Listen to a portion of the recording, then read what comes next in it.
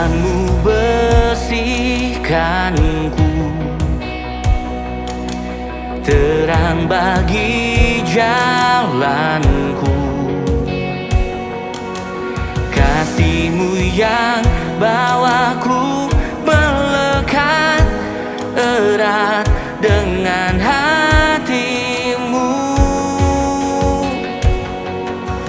Kau yang telah memilihku menjadi bagian-Mu. Ajarku taat perintah-Mu dan berbuah bagi-Mu. Kau di dalamku dan ku di dalam-Mu. Tak dapat ku hidup di luar kasih-Mu.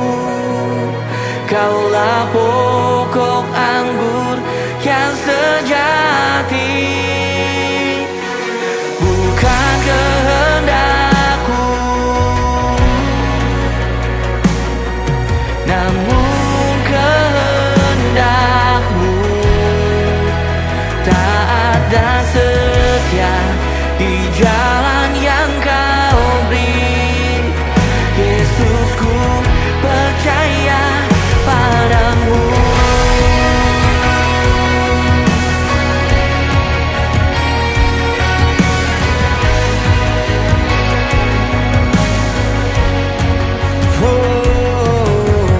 Firman-Mu bersihkanku,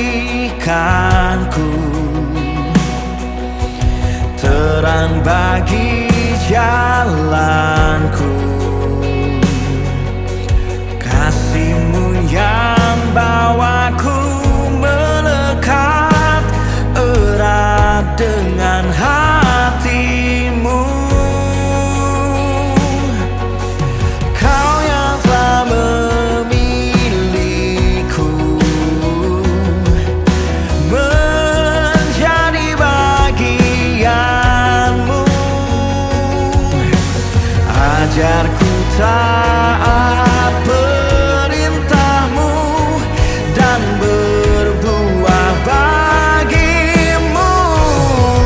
Oh, Kau di dalamku dan ku di dalam-Mu. Tak dapat ku hidup di luar kasih-Mu.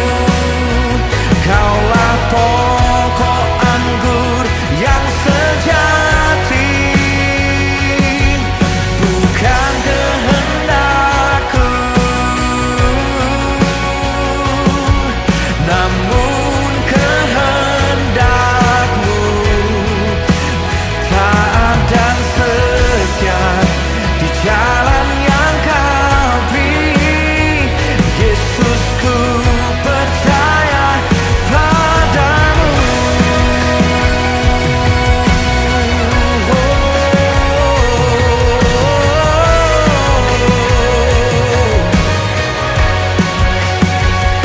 Sungguh ku mau taat dan setia kepadamu, Yesus, Yesus, Yesus. Kau di dalamku dan ku di dalam-Mu. Tak dapat ku hidup di luar kasih-Mu. Kaulah pokok anggur yang sejati.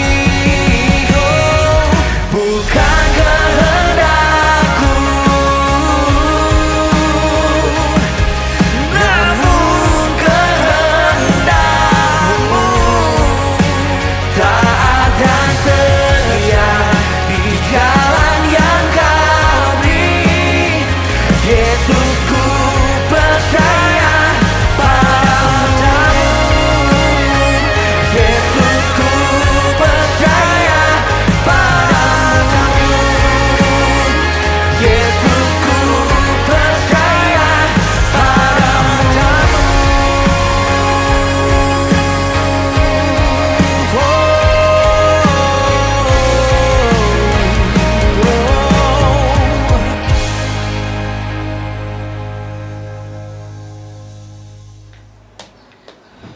Salam, selamat bertemu dalam kasih Tuhan kita Yesus Kristus buat sahabat, saudara yang saya kasih di dalam Tuhan kita Yesus Kristus.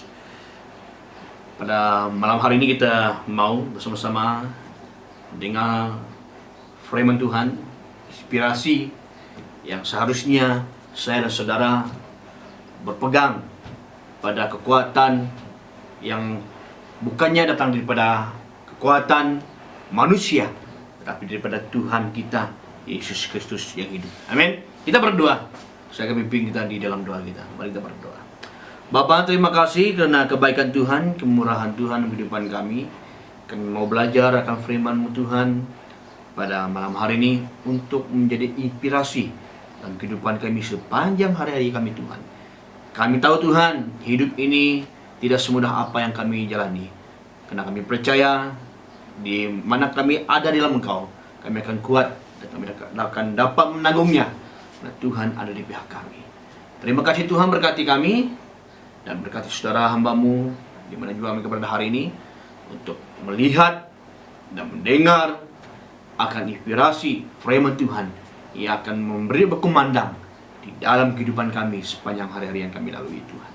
Kami minta semua ini dalam nama Tuhan Yesus. Kami berdoa. Amin. Haleluya.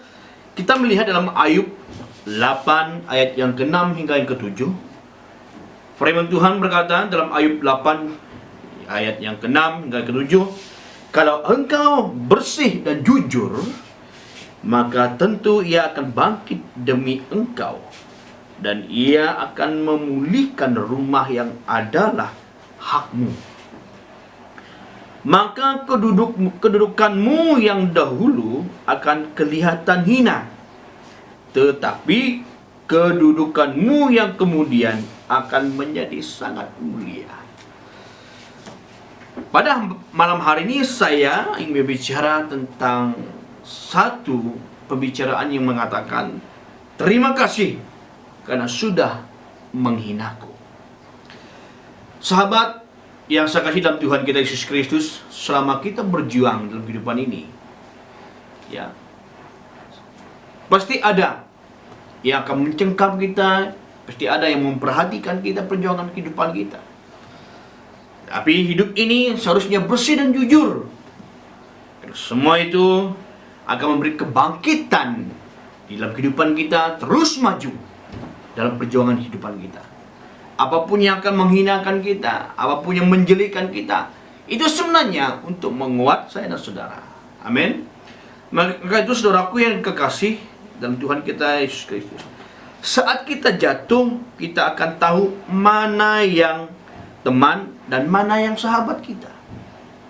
Saat kita gagal, kita tidak tahu, dan juga kita jadi tahu mana yang betul-betul memperhatikan kita atau memperdulikan kita, mana yang hanya sungguh-sungguh dan yang akan hanya singgah untuk menjadi senang di dalam kita melakukan sesuatu yang kita akan lakukan.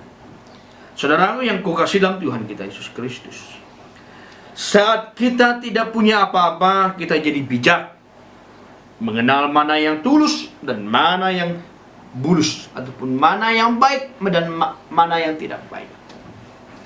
Karena kita tahu di setiap orang yang benar-benar dalam Tuhan, di setiap orang yang benar-benar bersih pemikirannya dan jujur dalam hikmat yang Tuhan beri, saya percaya dan yakin Tuhan akan memperoleh kemenangan dia lewat daripada kegagalan itu, saudara. Sahabat yang dikasihi Tuhan kita Yesus Kristus, saat saya dan saudara sukses di masa yang akan mendatang, kaya dan lagi di atas dalam proses kehidupan kita ini, semua orang akan memujimu. Di saat kita sukses, semua orang akan menyanjung tinggimu. Di saat kita menghadapi kesuksesan, di saat itu orang akan mengenalimu. Di saat kita mempunyai proses yang hidup, memperjuangkan kehidupan kita, bahkan semua orang akan mengaku kalau dia juga ikut berperang dalam perjuanganmu, ikut berperang dalam kesuksesanmu. Saudaraku yang dikasih Tuhan, dengar baik-baik. Tetapi banyak manusia pada hari ini, di saat kamu jatuh, pujian itu akan berubah menjadi hinaan buat saya dan saudara.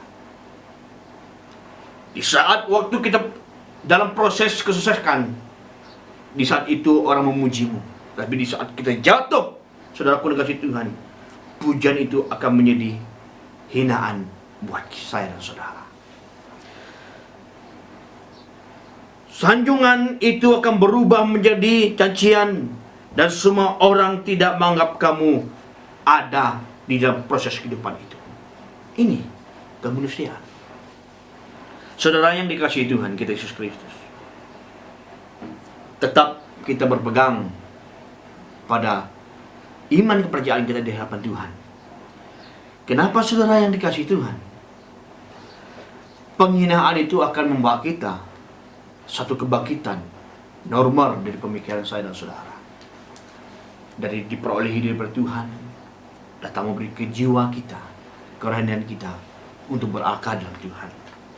Saat kita gagal, semuanya menjadi gelap. Kamu akan ditinggalkan, dan kamu seperti ilalang kering di padang tandus. Kita akan terbiarkan di waktu saat kita gagal, di satu saat kita tertindas, di satu saat kita terhina. Kita akan terbiarkan begitu saja. Orang akan membodohkan kita, orang akan membiarkan kita, orang akan menghinakan kita, mencaciankan kita, tidak mempedulikan kita. Tapi ingat saudaraku yang dikasih Tuhan, itu manusia. Tetapi Tuhan tidak seperti apa yang kita lakukan. Tuhan tetap melakukan janjinya. Tuhan tetap berpegang pada janjinya. Maka sebab itulah Tuhan berkata dalam Yohanes 10 ayat yang ke-28, tidak ada seorang pun yang dapat merapaskan engkau daripada tanganku. Kata janji Tuhan kepada setiap orang yang percaya kepada Tuhan. Amin. Maka itu saudaraku yang dikasihi Tuhan, percayalah kepada siapa? Kepada Tuhan kita Yesus Kristus. Di saat kita mempunyai keimanan kepada Tuhan kita Yesus Kristus, di saat kita gagal, itulah Tuhan akan menunjukkan siapa yang setia dan siapa yang tidak setia. Jikalau kita gagal, saudaraku dikasihi Tuhan, itu bukan menjadi satu penghinaan di hadapan Tuhan. Tapi di saat kita gagal, itu yang membuat kita semakin dekat kepada Tuhan. Itu yang membuat kita semakin mendalami apa artinya kegagalan dalam kehidupan kita manusia.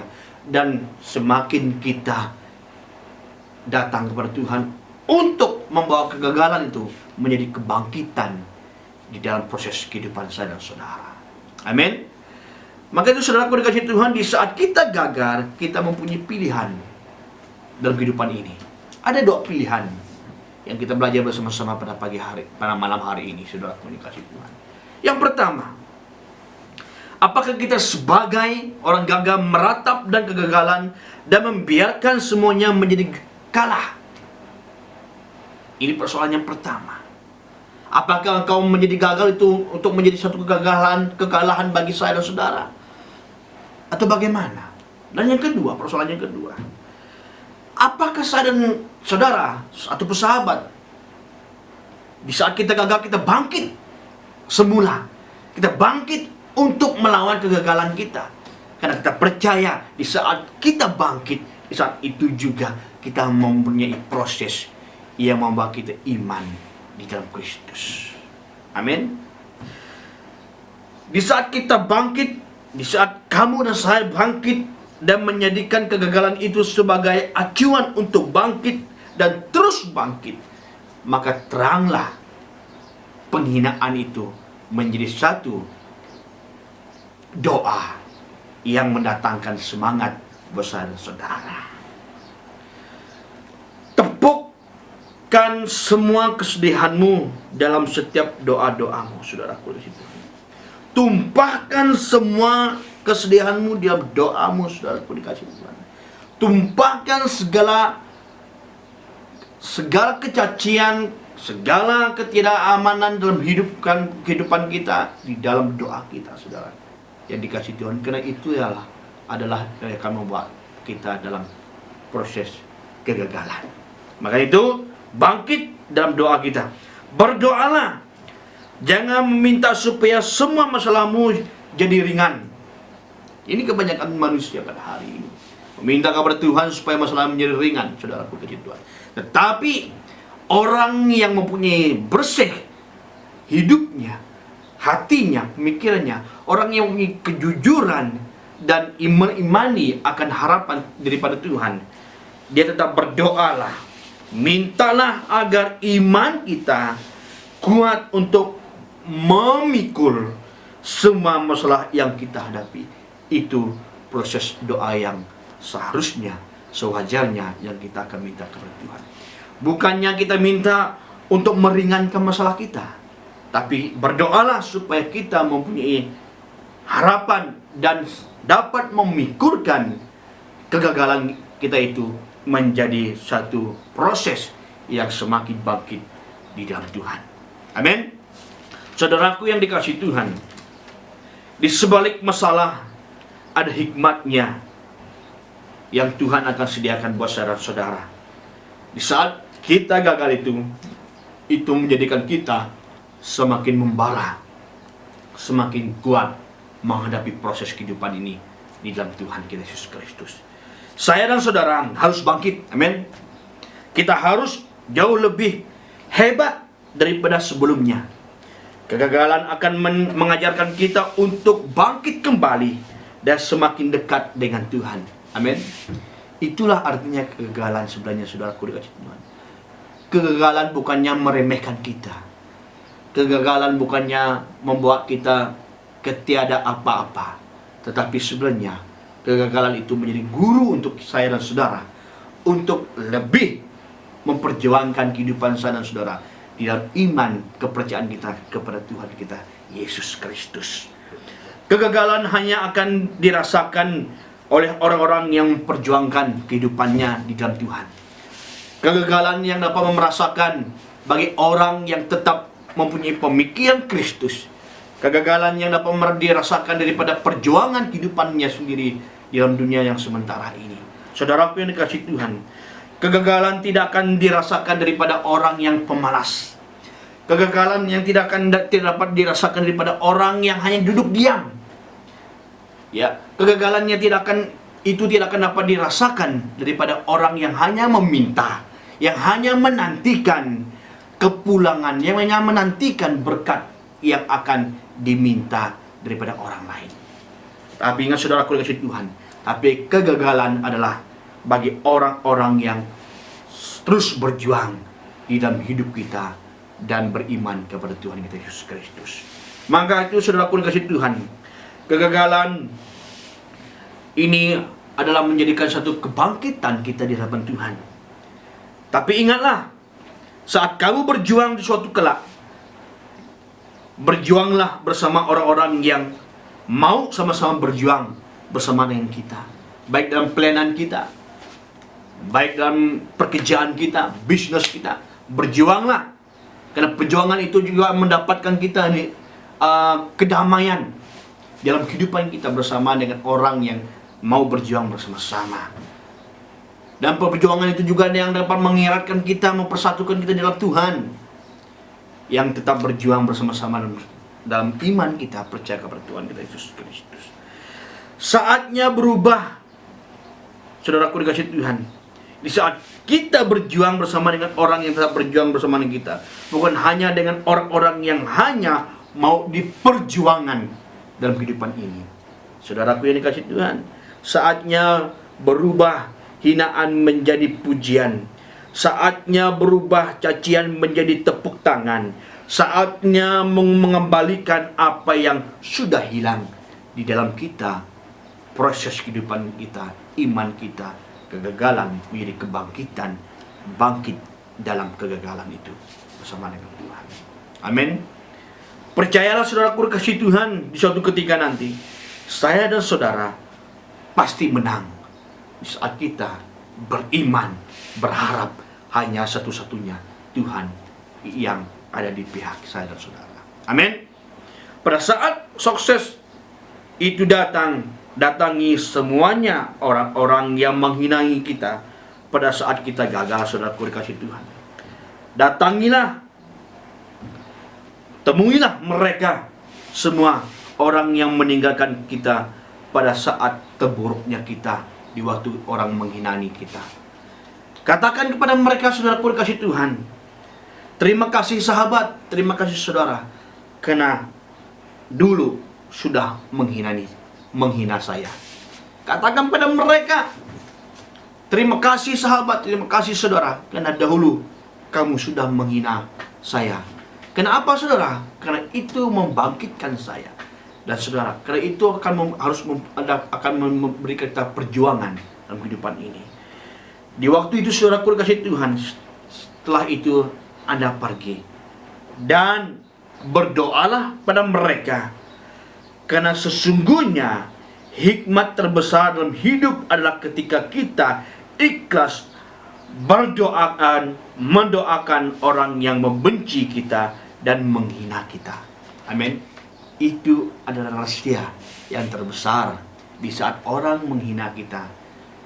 Untuk menaklukkan, untuk memanfaatkan kita, untuk membangkitkan kita dalam penghinaan itu adalah doakan bagi mereka.